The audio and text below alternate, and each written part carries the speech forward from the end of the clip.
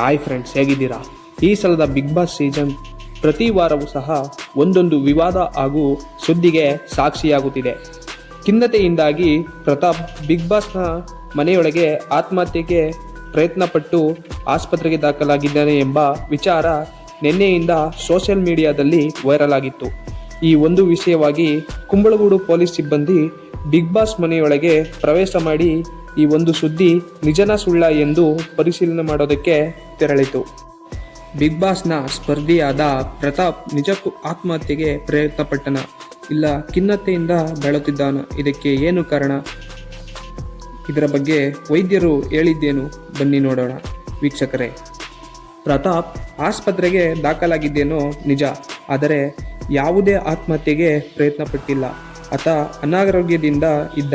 ಆತನಿಗೆ low BP ಹಾಗೂ ಗ್ಯಾಸ್ಟ್ರಿಕ್ನ ಸಮಸ್ಯೆ ಇತ್ತು. ಮೇಲಾಗಿ ಇದು ಫುಡ್ ಪಾಯ್ಸನ್ನಿಂದಾಗಿ ಆಗಿತ್ತು ಎಂದು ವೈದ್ಯರಾಗಿದ್ದ ಪ್ರತಾಪ್ ರವರೇ ತಿಳಿಸಿದರು. ಇತ್ತೀಚೆಗಷ್ಟೇ ಬಿಗ್ ಬಾಸ್ನ ಮನೆಯೊಳಗೆ ಶ್ರೀ ವಿದ್ಯಾಶಂಕರ ಸರಸ್ವತಿ ಸ್ವಾಮೀಜಿಯವರು ಹೋಗಿದ್ರು.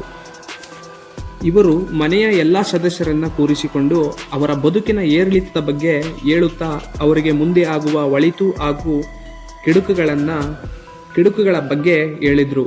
ಹೀಗೆ ಹೇಳುವಾಗ ಪ್ರತಾಪ್ಗೆ, ನಿನಗೆ ವಿದೇಶದಲ್ಲಿ ಉತ್ತಮ ಭವಿಷ್ಯವಿದೆ, ನೀನು ವಿದೇಶದಲ್ಲಿ ಹೆಚ್ಚಿನ ಸಾಧನೆ ಮಾಡ್ತೀಯ, ಆದರೆ ಕುಟುಂಬದಿಂದ ನೀನು ದೂರವಿದ್ದರೆ ಕ್ಷೇಮ, ನೀನು ಆದಷ್ಟು ಅವರಿಂದ ದೂರ ಇರಬೇಕು ಅಂತ ಹೇಳಿದ್ರು. ಪ್ರತಾಪ್ ಇಷ್ಟು ಕಾಲ ತನ್ನ ಮನೆಯವರಿಂದ ಕಾರಣಾಂತರಗಳಿಂದ ದೂರ ಇದ್ದು ಅದರಿಂದಾಗಿ ತೀವ್ರವಾಗಿ ಮನನೊಂದಿದ್ದ. ಈ ಬಿಗ್ ಬಾಸ್ ಕೃಪೆಯಿಂದ ಅವನ ಇಡೀ ಪರಿವಾರ ಮನೆಗೆ ಭೇಟಿಯನ್ನು ಕೊಟ್ಟು ಆತ ತನ್ನ ತಂದೆ ತಾಯಿಯನ್ನು ಕಂಡು ಸಂತೋಷ ಪಡುವ ಅವಕಾಶ ತನಗೆ ಸಿಕ್ಕಿತ್ತು.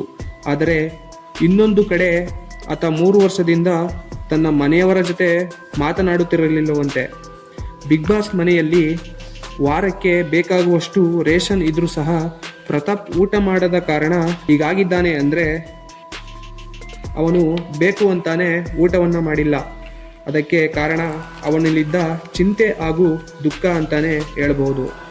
ಈ ಒಂದು ಸ್ಥಿತಿಯಲ್ಲಿ ಯಾರೇ ಆಗಿರಲಿ ಅವರಿಗೆ ಊಟ ಸೇರೋದಿಲ್ಲ. ಆದ್ದರಿಂದ ಆರೋಗ್ಯ ಹದಗೆಡುವುದು ಸಹಜನೇ. ಈಗ ಅವರ ಆರೋಗ್ಯದಲ್ಲಿ ಚೇತರಿಕೆಯನ್ನು ಕಂಡಿದ್ದಾರೆ ಎಂದು ವೈದ್ಯರು ಹೇಳಿದ್ದಾರೆ. ಒಟ್ಟಲ್ಲಿ ಈ ಸಲದ ಬಿಗ್ ಬಾಸ್ ಅಂತೂ ವಿವಾದದ ಗೂಡಾಗಿರುವುದು ಸುಳ್ಳಲ್ಲ. ಇದಿಷ್ಟು ಈ ವಿಡಿಯೋದ ಮಾಹಿತಿ. ಮತ್ತೊಂದು ವಿಡಿಯೋದಲ್ಲಿ ಸಿಗೋಣ. ನಮಸ್ಕಾರ.